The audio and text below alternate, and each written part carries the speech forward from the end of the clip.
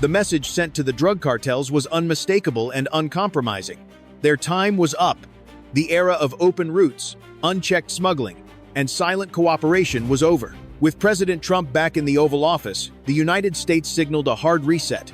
There would be no half measures, no warnings. Every instrument of American power was back on the table, and anyone responsible for poisoning the nation would be hunted down and held accountable. And then it happened. Before the public even realized what was unfolding, one of the most aggressive law enforcement operations in modern history was already underway. It wasn't just another drug bust. It was a direct strike at the heart of two of the most powerful criminal organizations on the planet. More than 5,000 arrests, over $200 million worth of fentanyl, meth, cocaine, weapons, and cash seized. Raids spanning Chicago and more than 20 major metropolitan areas across the country. This wasn't symbolic. This was structural damage. But the real shock didn't come from the drugs or the numbers. It came from the faces behind the bars. Among those arrested were not only cartel operatives and street-level distributors, but people wearing badges, county sheriffs, border inspectors, even federal officers. Individuals sworn to uphold the law were exposed as active participants in the very networks destroying American communities. The corruption wasn't on the margins, it had reached deep into the system itself. While most of the country slept, the operation began. At exactly 4 a.m., convoys rolled out across Chicago and more than 20 other urban zones. Thousands of agents from federal and state agencies moved in synchronized silence. This coordinated assault, internally referred to as the Surge, marked the largest nationwide offensive against organized crime in decades. Its targets were clear: dismantle the infrastructure of the Sinaloa Cartel and CJNG, not just arrest their foot soldiers. Within months, the impact was undeniable. Drug labs were erased, hidden warehouses were torn apart, cash houses, financial fronts, and encrypted transaction hubs were seized and shut down. Chicago, long known as America's logistical crossroads, was revealed as a central nerve center where narcotics were stockpiled, redistributed across the nation, and where profits were collected before being funneled back south. Drugs moved north, money moved south, and for years, the cycle repeated, protected by silence, bribery, and betrayal from within. But this time, the curtain was pulled back. As the arrests piled up, the truth became impossible to ignore.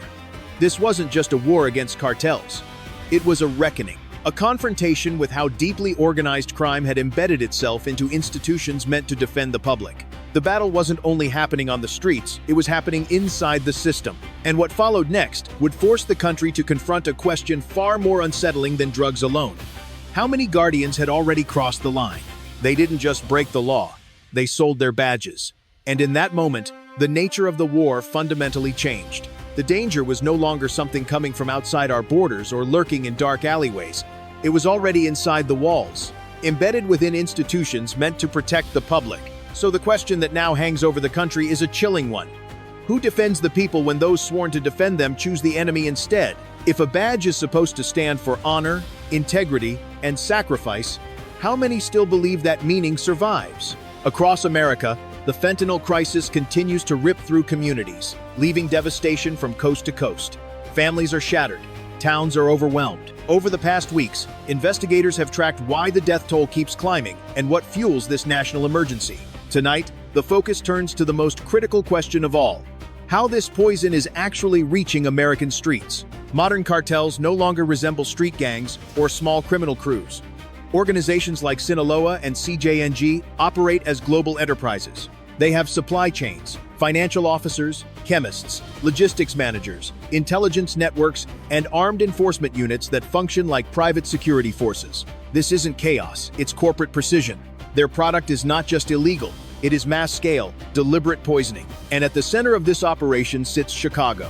From sprawling rail yards and intersecting interstate highways to cargo airports that never sleep, massive shipments flow into the city every day. There, bulk loads are quietly broken down into smaller shipments that move outward like arteries into Indiana, Ohio, Pennsylvania, New York, and across the entire East Coast. Chicago isn't just a stop along the route, it's the nerve center. The commodity driving this system is fentanyl, a synthetic chemical so powerful that just 2 milligrams can shut down a human heart. The human cost is staggering. More than 100,000 overdose deaths every year, nearly 70% linked directly to fentanyl. In parts of Ohio, morgues are running out of capacity. In high schools across Indiana and Pennsylvania, Narcan is now stored alongside fire extinguishers. This is no longer an abstract crisis. It's woven into daily life. The supply chain itself has become industrialized and largely invisible. Precursor chemicals manufactured in China and India, often mislabeled as harmless industrial materials, are shipped to massive laboratories in Mexico. A single lab can produce millions of lethal doses in a matter of days. From there, the finished product moves north, hidden inside agricultural shipments, commercial cargo, and increasingly embedded within mass migration flows. But the real power of these organizations doesn't stop at production or smuggling. It lives in money. Cash collected in cities like Chicago and Miami is routed through shell companies and false invoices. It disappears into offshore cryptocurrency exchanges, is scrubbed clean through layered transactions, and then re-enters the system disguised as legitimate wealth. Real estate, trucking companies, nightclubs, auto dealerships, political donations. On paper, it looks lawful. In reality, it's blood money wearing a suit. This is no longer just organized crime. It is an underground economy operating in parallel with the legal one, a system strong enough to corrupt officials, infiltrate institutions, and quietly reshape entire cities. And as the lines between criminal enterprise and public authority blur, the question grows more urgent, more dangerous, and impossible to ignore. This isn't just a drug crisis anymore. It's a test of whether the system meant to protect the public can still be trusted to do so. It had become an economy of its own, a shadow economy fueled by American deaths, an invisible system that thrived on addiction, grief, and silence. Pause for just a moment. If you believe this cannot be allowed to continue, share this message. Somewhere out there, someone still needs to wake up. What followed was not sudden or impulsive. The intelligence picture took months to assemble. Inside federal headquarters, analysts worked quietly, relentlessly, mapping logistics patterns that most people never see. Shipment routes, financial flows, property records, communication networks. Piece by piece, the truth surfaced. What investigators uncovered wasn't chaos, it was uniformity. The same operational blueprint appeared in more than 20 U.S. cities. Identical stash houses, identical shell corporations, the same cash smuggling techniques, money, weapons, and fentanyl pills moving through the country like standardized components on an assembly line. By late 2025, this was no longer theory or suspicion. The data revealed a complete operating manual, and federal agencies prepared to do something America had never attempted before. They called it the Surge. Phase 1 began at exactly 4 a.m. on October 15th. As dawn approached, helicopters cut through the stillness above suburban neighborhoods in the southwest. The calm shattered as breach charges blew garage doors inward. Flashbangs ignited. Tactical teams in black moved fast and silent, storming homes that had quietly doubled as pill factories. Inside, they found industrial-scale operations pressing millions of counterfeit oxycodone tablets, each one laced with enough fentanyl to kill. Within a single week, more than 2,500 suspects connected to cartel networks were in custody. Agents seized tens of millions of dollars in cash, pill presses, encrypted ledgers, and massive chemical storage containers holding synthetic precursors. But the operation was only halfway complete. Phase 2 launched 3 weeks later, targeting a rival cartel known not for subtlety, but for expansion through violence and fear. This time, the battlefield expanded dramatically. At major West Coast ports, cargo cranes froze in place as federal teams boarded container ships, labeled as carrying industrial cleaning supplies. Behind reinforced steel partitions were thousands of kilograms of chemical precursors, the raw lifeblood of fentanyl production. In Miami, agents moved on luxury waterfront properties tied to covert real estate laundering networks. Homes, condominiums, and strip malls had been purchased not with stacks of cash, but through sophisticated cryptocurrency cycles designed to wash blood money clean before reinserting it into the legitimate economy. At the same time, along interstate highways in Texas, tractor-trailer convoys were intercepted mid-transit. Beneath crates of produce, lettuce, onions, everyday food shipments, agents uncovered stockpiles of military-grade weapons, assault platforms, high-caliber rifles, conversion kits, all destined for cartel enforcement units. At this point, it was no longer accurate to call it a drug operation. It was a war supply chain.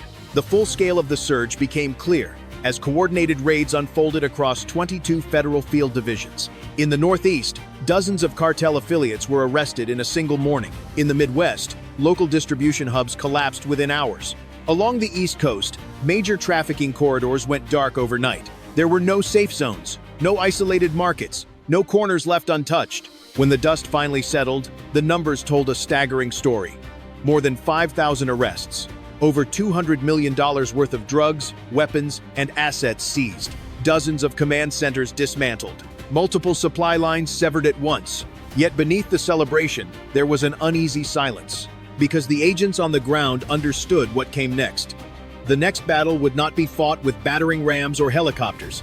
It wouldn't happen in stash houses or ports or highways. It would happen inside the system itself. The war was no longer only against the cartels, and everyone involved knew it was far from over. The war had shifted again. It was no longer only against the cartels themselves, it was against the corruption that had been shielding them. If you believe America must confront these organizations as hostile enemies rather than ordinary criminals, say it plainly. Because this fight is no longer theoretical. While the visible victories of the surge dominated headlines, images of suspects in handcuffs, doors smashed open, narcotics stacked on evidence tables, another conflict was unfolding far from the cameras. This second battle wasn't fought in warehouses or along desert highways. It took place in spreadsheets, wire transfers, shell corporations, and offshore exchanges. A war without gunfire, a war of numbers, leverage, and influence. Because the real power of these cartels was never limited to weapons or smuggling routes. Their greatest weapon was money. Money that bought silence. Money that purchased loyalty. Money that slowly infiltrated the very institutions designed to destroy them. What investigators uncovered was not random corruption, but a carefully engineered financial ecosystem capable of hollowing out the justice system from the inside. The money trail was disturbingly precise. Cash generated from street-level trafficking in cities like Chicago and Houston was routed through front companies in South Florida. On paper, the transactions appeared legitimate consulting fees, transportation invoices, sanitation contracts, but beneath the surface, they were nothing more than laundering mechanisms. From there, the funds were pushed through layers of overseas cryptocurrency exchanges, scrubbed clean through digital anonymity, then quietly funneled back into the United States. Once clean, the money re-entered the system as respectable capital. It flowed into local real estate developments, high-value imports, and most dangerously into political and law enforcement ecosystems. Bribes no longer came as envelopes stuffed with cash. They arrived as campaign contributions, lucrative municipal contracts, vendor agreements, and property deals structured to look routine. This was influence laundering. Federal prosecutors eventually identified transactions where the same financial channels used to fund cartel weapons shipments were also paying local contractors, political donors, and suppliers linked to police organizations. For public corruption investigators, this was the moment everything changed. The evidence was no longer circumstantial. It was systemic, deliberate, engineered. Case after case told the same story. At a major border crossing in Texas, a federal officer was charged with allowing trucks to pass unchecked vehicles, carrying narcotics and undocumented migrants alike, using his badge as protection for years. In the Southwest, internal investigations exposed supervisors who dismissed repeated warnings about colleagues accepting cartel money, quietly burying cases to avoid scrutiny of donors tied to shell companies connected to trafficking networks. This wasn't negligence. It was infrastructure. And the root cause traced back to a single pressure point: institutional exhaustion. In the wake of emergency border directives, federal agencies rushed to expand their workforce. Thousands of new personnel were hired in under a year. Background checks were shortened. Temporary clearances became routine. Local departments overwhelmed by narcotics violence accepted federal funding with minimal oversight, desperate for manpower and relief. The system stretched too fast, too thin. And into those cracks stepped organized crime, not with force, but with patience, capital, and strategy. By the time the warning signs became impossible to ignore, the damage was already embedded deep inside the machinery of enforcement itself. This was no longer just a fight against cartels. It was a fight to reclaim institutions that had been quietly compromised. One transaction, one favor, one buried report at a time. More personnel, more funding, more pressure, and far less accountability. Since 2024, emerging data has traced a deeply troubling trajectory.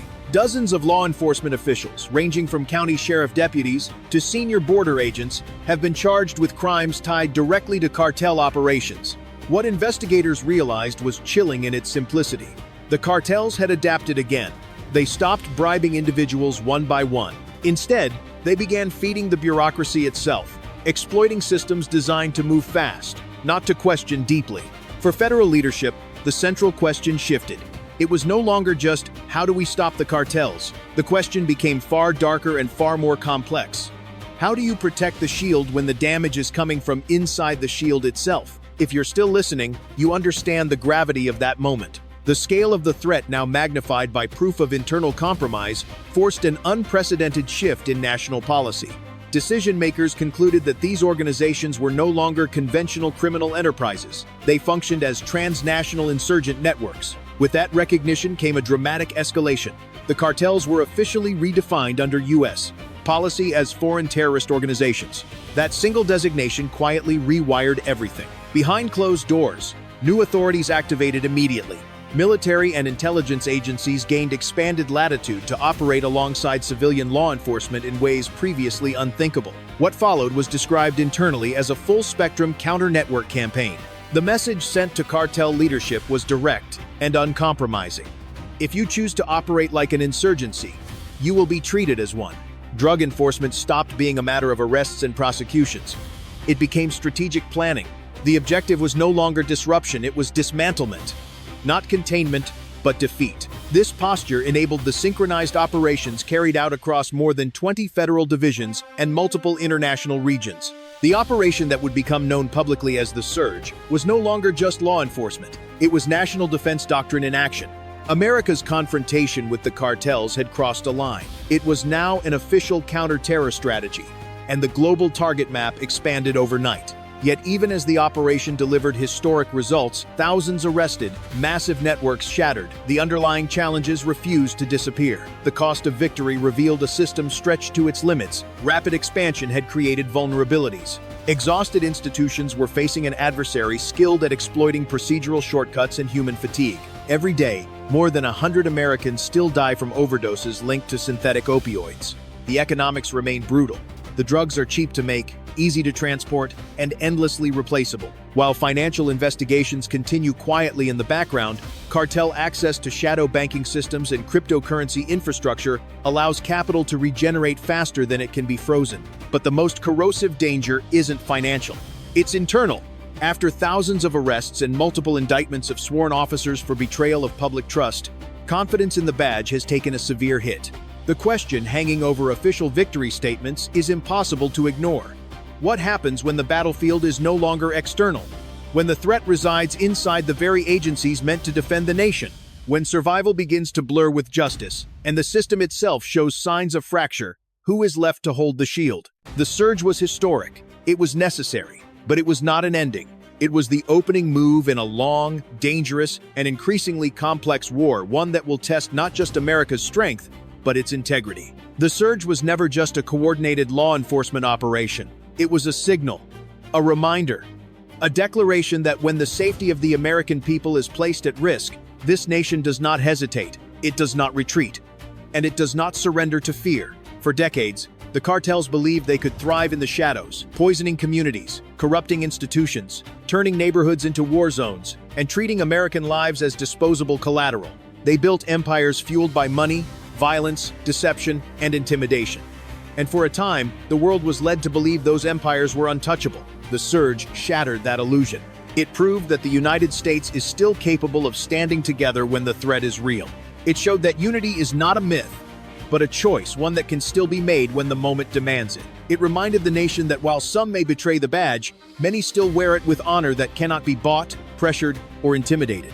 And when federal agents, analysts, prosecutors, intelligence officers, and service members move with a single purpose, the impact is unmistakable. Systems are disrupted, networks collapse, the ground itself begins to shift. This was never only about arrests or seizures. It was about reclaiming something deeper: trust, accountability, and national dignity.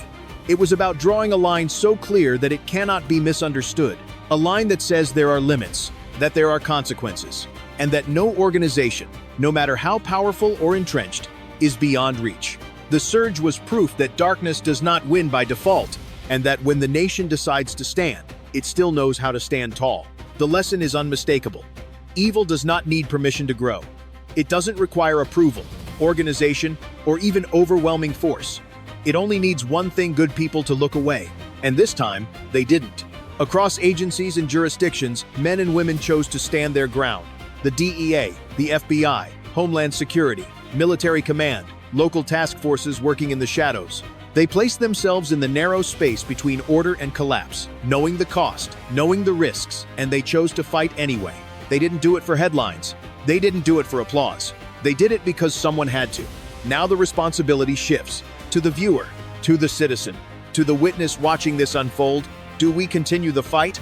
Do we demand stronger borders, real accountability, and meaningful protection for our communities? Do we stand with the agents who risk their lives to hold the line, or do we allow the system to erode quietly from within? History doesn't only judge those who act, it judges those who stay silent.